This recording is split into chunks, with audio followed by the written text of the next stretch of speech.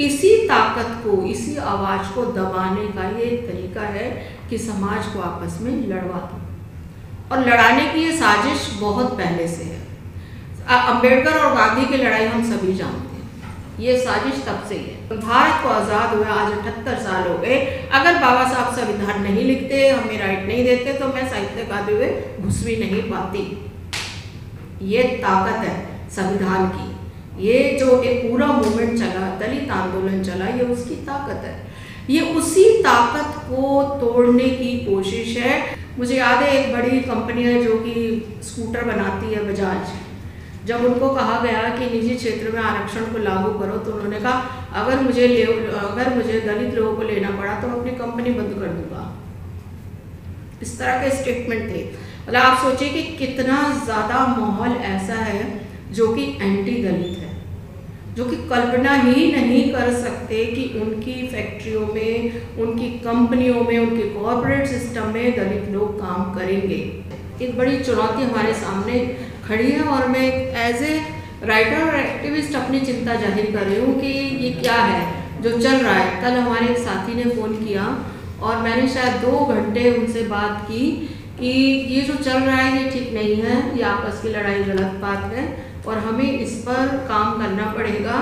क्योंकि वो तो चाहते हैं, दरअसल पीड़ा किस बात की है? पीड़ा इस बात की है कि रिजर्वेशन नहीं मिला, बहुत कम मिला, लेकिन उस कम मिलने में ही ऐसे लोग तैयार हो गए जो लड़ने मरने को माहिर थे, जो अपने मुद्दों पे अड़ते थे, जो समाज परिवर्तन की बात करते थे, जिन्होंने नौकरी करते हुए किसी भी तरीके से अपनी लड़ाई जारी रखी समाज को बदलने के लिए। और ये थोड़े से लोग जो है वो खटकने लगे उनकी आंखों में और बार बार ये कहने लगे ये कौन है जो बोल रहे हैं, इनके बोलने का कारण क्या है? इनके बोलने का कारण रिजर्वेशन। उनको एक चीज़ खटकती है। तो इस पर अटैक करने का एक तरीका यही है कि लोगों को बांटा जाए। मैं बहुत साल पहले हमारे कुछ साथी, हम लोग बैठे थे सब फेमिनिस्ट साथी, तो इन पे ऐसा नहीं कि ये कोई नई बात नहीं है जो आज एकदम से अचानक उठी है। ये बहुत समय से समाज में चल रही थी कि किस तरीके से जो है आपस में कुछ लोगों को ज़्यादा नौकरी मिलती है, कुछ लोग ज़्यादा आ जाते हैं, कुछ लोग कम आते हैं और एक समाज नहीं आ पाता, एक नहीं आ पाता, एक आ जाता है। ये बहुत पुरानी, मुझे लगता है कि शायद इस बुगाहट को 20-25 साल हो चुके हैं। और कुछ समय हम लोग बैठ के बात भी कर रहे थे कि इसका, तब ये हमारी इंटरनल बात थी कि इसको हम कैसे सॉल्व करें। तो एक तरीका ये था कि जिनको रिजर्वेशन जो मिल जाता है, क्या वो एक पीढ़ी मिलने के बाद छोड़ दें? लेकिन सवाल वहाँ पे आता है जो राजेंद्र पाल जी भी कह रहे थे और मैं भी कहती हूँ कि मान किसी भी पोस्ट के लिए क्वालिफिकेशन होती है। अगर आप समर्थ हो गए, आपने एक बार पढ़ाई कर ली और उसकी क्वालिफिकेशन इतनी हाई है, तो वो अगर आपके बच्चे नहीं जाएंगे तो दूसरे बच्चों को भी कुछ नहीं मिलने वाला। क्योंकि वो जो टारगेट है उनका, अगर किसी को आईएएस बनना है तो मिनिमम क्वालिफिकेशन उसकी ग्रेजुएशन है। मैं ठीक कह रही हूँ ना? तो कम से कम किसी को ग्रेजुएशन तो होना पड़ेगा। और हमारी गलती ये रही, हम एज एक्टिविस्ट में अपनी गलती मानती हूँ और मुझे लगता है कि हमें जो काम, देखिए हम सरकार के पर कभी निर्भर नहीं रहे। हमारे समाज जो है वो इतना, चाहे उसको कुछ मिला या नहीं मिला, लेकिन वो अपने आप से खड़ा होता रहा है और हमें कभी किसी ने सहारा दिया भी नहीं। और जो लड़ाई थी वो हमारे पेरेंट्स ने, हमारे माता पिता ने, हमारे बड़े बुजुर्गों ने भूखे प्यासे रह के हमको अपने पैरों पे खड़ा किया।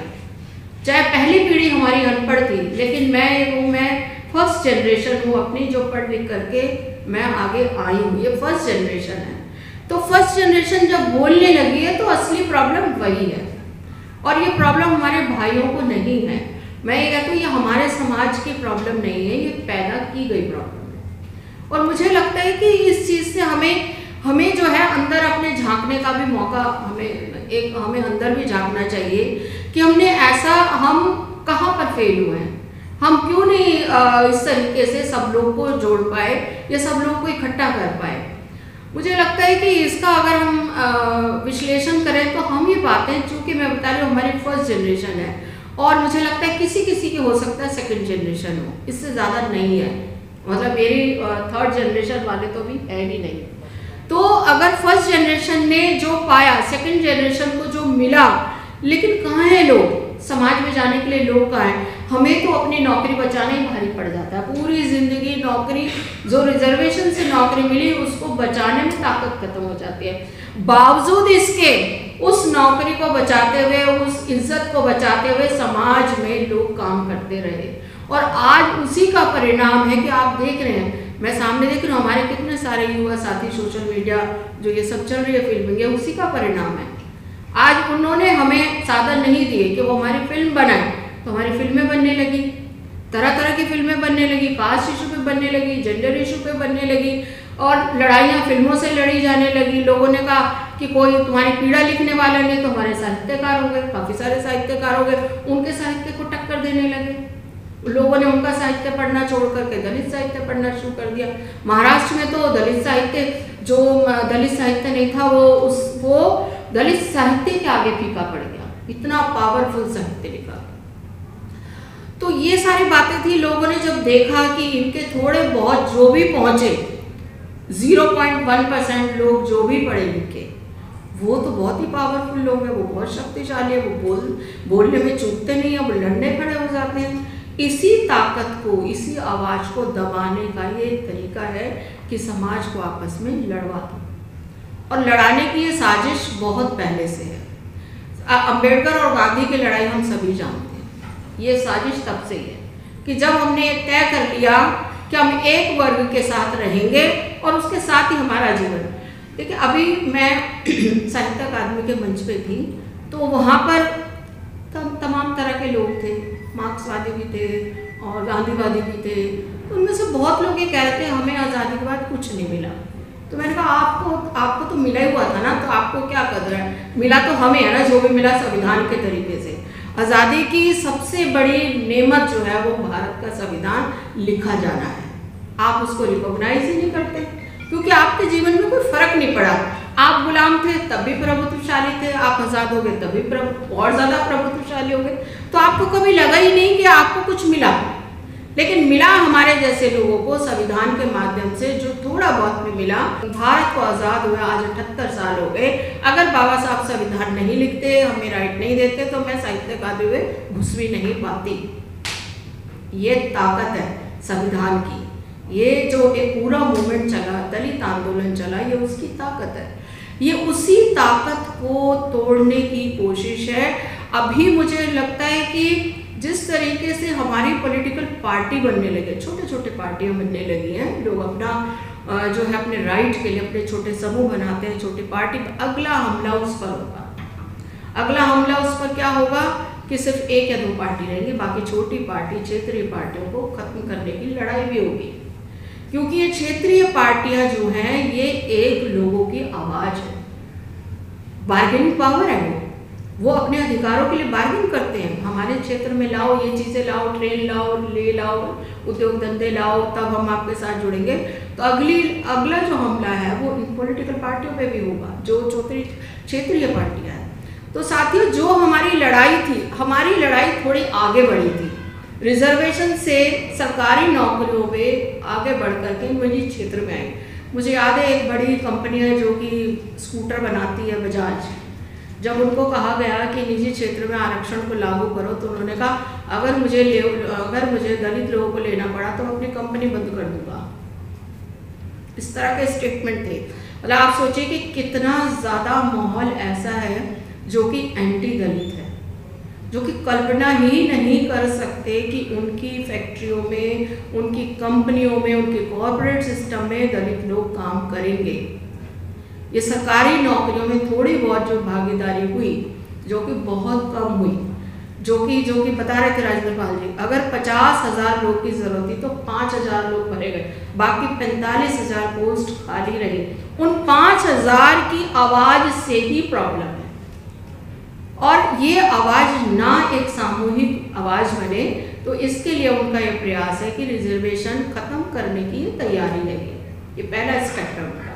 जब वो देखेंगे, वो अब खड़ा होकर के, दो बिल्लियों की लड़ाई में आपको पता है कि बंदर सारी रोटी खा जाता है। दो बिल्लियों की लड़ाई में वो कहेंगे जी खत्म, अब आप लोग आपस में फैसला नहीं कर पा रहे, हम फैसला करेंगे। तो मुझे लगता है कि जो हमें हमें क्या करना चाहिए, अब हमारा फर्ज क्या होना चाहिए। हम जानते हैं कि हमारे सामने चुनौती क्या है, और अब हमारे सामने बहुत भयंकर अभी तक चुनौती ये थी कि एक तरह के लोग थे जिनसे हम लड़ते थे, उनको हम करते थे, लेकिन अब हमारी आपस में जो लड़ाई करवाने की कोशिश की गई है, उसमें हमारा क्या फर्ज बनता है, हम क्या करें ऐसा कि हमारा समाज एक रहे, क्योंकि एक रहेंगे तो जीतेंगे, बट जाएंगे तो हारेंगे, और हम वापस 2500 साल पहले वाली स्थिति में आ जाएंगे। ये स्थिति वही है, वही लाने की कोशिश की जा रही है कि जब आपको दूर से कह दिया जाए कि हटो हटो ये लोग आ रहे हैं, हटो हटो ये नहीं है। कितने जगह भी कुछ साल पहले जब दलित महिलाओं को जो है वो सवर्ण महिलाओं ने नंगा करके पीटा था, ये थोड़े समय पहले की घटना है, उनके लिए एक ही है। आप जितना भी वर्गीकरण सोच ले, कर ले, बांट ले लेयर, लेकिन उनकी निगाह में हम एक ही, एक समुदाय, और वो बराबर गाली देते हैं। और अभी मिर्चपुर की घटना का कारण क्या था। मिर्चपुर में जो हरियाणा में घटना थी जिसमें उन्होंने दलितों के घर जला दिए, सिर्फ रीजन ये था कि वो लोग साफ सुथरे क्यों लग रहे हैं, उनके घर में बाइक क्यों है, उनके बच्चे स्कूल क्यों जा रहे हैं, वो इतने सुंदर कैसे लगते हैं, वो इतने ऐसे कैसे लग रहे हैं कि वो हमारी बराबरी कर रहे हैं। देखिए, जब मैं आपको वही बता रही थी कि जब दलित साहित्य आया था तो बहुत लोगों ने बहुत ज़्यादा हम लोगों के साथ बहुत खराब बोला, ये क्या साहित्य, इनके पास भाषा नहीं है, इनके पास छंद नहीं है, इनके पास रस नहीं है, इन्हें लिखना नहीं आता, ये एक जैसी बात लिखते हैं, एक जैसी भाषा इनकी, एक जैसा रोना गाना, ये सब चलता रहता है। तो हमने उनको बोला, अरे तो 10 ही तो आए हैं, 10 ही तो आत्मकथाएं हैं, तो जब लाखों लोग हैं, लाख आत्मकथाएं की, तब क्या करोगे, और तुम्हारे आने से रोक लेंगे क्या हम, तुम्हें पढ़ना है पढ़ो, नहीं पढ़ना बाढ़ में जाओ, हमें क्या मतलब है तुम्हारी, हमें तो कोई मतलब नहीं, तुम क्या लिखते हो इससे हमें क्या मतलब है, तुम जो मर्जी लिखो, तुम प्रेम लिखो, तुम श्रृंगार लिखो, तुम सौंदर्य लिखो, तुम प्रतिभाव लिखो, जो लिखना है तुम लिखो, ना समाज से कट के जो तुम्हें लिखना लिखो, लेकिन हम लोग एक्टिविस्ट हैं, हम अपने समाज के ऊपर लिखेंगे। और यही रीजन रहा कि जो साहित्य था वो इतना पावरफुल बना क्योंकि वो सरोकार का साहित्य है। जो सरोकार का साहित्य नहीं है उसको कोई नहीं पढ़ना चाहता। दलित साहित्य का पावरफुल यही है। मुझे लगता है इसी वजह से जो हमारे, मैं अपने जो ताकत है, जो मैं बोल रही थी कि जो भी थोड़े लोग पढ़ लिख करके आए, चाहे अगर एक कॉलेज में एक प्रोफेसर भी है, वो भी 1000 लोगों की आवाज है, और वो उसी आवाज से डर जाते हैं। उन्हें पता है ये एक व्यक्ति नहीं है, इसको खड़ा करने में, इसको बनाने में, इसके पीछे 1000 लोगों का योगदान है, और वो जब खड़ा होगा या खड़ी होगी तो वो लोग डर जाते हैं। एक आवाज को ही दबाना चाहते हैं वो, उनकी 100 आवाजें, लेकिन हमारी एक आवाज है, उस एक आवाज से डरते हैं वो, और उसी आवाज को दबाने के लिए पूरा षड्यंत्र किया जा रहा है। मुझे लगता है कि थोड़ा सा हमें जो है अब हमारी रणनीति में ये होना चाहिए कि हमें छोटी छोटी बैठकें करनी चाहिए, क्योंकि देखिए एक तो जो राजेंद्र जी बता रहे थे वो तो चलना ही है, वो तो एक लीगल लड़ाई तो है ही। अगर उन्होंने जो जजों की बेंच ने जो फैसला दे दिया उनसे तो लड़ना कानूनी रूप में होगा, लेकिन हम अपने समाज को कैसे यूनाइट करें ये हमें सोचना है। और कल को अगर हमारा समाज यूनाइट होकर कह देता है कि तुम्हारा फैसला गलत है, तो इससे बड़ी ताकत तो कोई नहीं है, जज क्या कर लेंगे। और इस तरह मुझे लगता है कि हमें वापस में, चाहे हमारे जो है बस्ती लेवल पे हो या कैसे भी हो, हमें काम करने की ज़रूरत है। मुझे याद है जब कुछ साल पहले जब संगम बिहार था एक, तो वहाँ पर हम लोग जो एक बस्ती में स्कूल चलाते थे और वहाँ से एक जज निकले हैं, मतलब वो स्कूल चलाने का कायदा निकला, वहाँ से एक जज निकले, जज बने वो। तो मुझे लगता है कि अगर हम थोड़ा सा मूव करेंगे, अगर हम कुछ ना करें, हम बस्ती में नहीं जा सकते, तो हमारे पास कुछ स्टूडेंट्स होंगे, कुछ होंगे हमारे घर के आसपास लोग रहे, उन्हीं को हमें करना पड़ेगा। नहीं तो वो दिन दूर नहीं है जब हम आपस में एक दूसरे पे तलवारें तान लेंगे। एक दूसरे का सिर काटने लग जाएंगे, और ये दिखने भी लगा है। तो प्लीज़ जो भी थोड़ी सी जिम्मेदारी को महसूस करते हुए, और आज हमें ये भी ज़रूरत है कि जो मेन लड़ाई जिससे हम भटक रहे हैं, ठेकेदारी प्रथा को खत्म करना। ठेकेदारी ने लोगों की आय को इतना सीमित कर दिया है कि जो आय रेगुलर सर्विस में 60-65 हज़ार हो सकती है, 35-40 हज़ार हो सकती है, वो 15-12 हज़ार में सिमट गई। अब देखिए सारे ठेके मजदूर, और वो भी जिस दिन वो नहीं आएंगे उनकी सैलरी कट जाएगी, तो वो और भी कम हो जाएगी। तो 12-15 हज़ार की सैलरी में ये ठेकेदारी प्रथा दलित को दलित बनाए रखने के लिए है। ठेकेदारी प्रथा को खत्म नहीं करेंगे। ठेकेदारी प्रथा में ना तो कोई मेडिकल, ना कोई छुट्टियाँ, कुछ भी नहीं मिलता, वो सिर्फ डेली बेसिस होती है।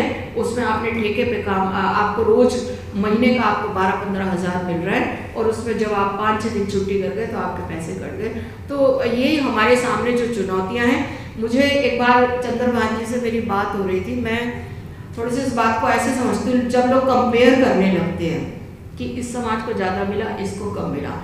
एक बार उनके एक रिपोर्ट छपी थी टाइम्स ऑफ इंडिया में कि दलितों के पास जो है ना स्कूटर है, कार भी है, वो अच्छा नाश्ता करते हैं, ठीक ठीक स्थिति हो रही है। एक सर्वे किया था उन्होंने, तो मैंने चंद्रभान जी को फ़ोन किया कि आपने ये सर्वे अपर कास्ट को कंपेयर करके किया है कि अपने लोगों को कंपेयर करके किया है? तो उन्होंने कहा नहीं। तो मैंने कहा अगर हमारे लोगों के पास साइकिल से स्कूटर आया तो उनके पास स्कूटर से लैम्बोर्गिनी आ गई है ना? तो अगर हमारे पास चपरासी की नौकरी है तो वो आईएएस बन गए हैं। इतना बड़ा गैप, फासला है। अगर हम ये कहते हैं कि हमारे पास ये है, तो अगर हम 2 पीढ़ी पढ़ लिख करके भी एक साइकिल से स्कूटर पे आए तो क्या तरक्की है बताओ, है ना? तो अगर हमें कंपेयर करना है तो हमें ऐसे करना पड़ेगा। हमें कंपेयर दूसरे समाज के साथ करना, हमें अपने साथ नहीं करना। यही लड़ाई है हमारी। अगर हम ये कहते हैं कि हमारे लोग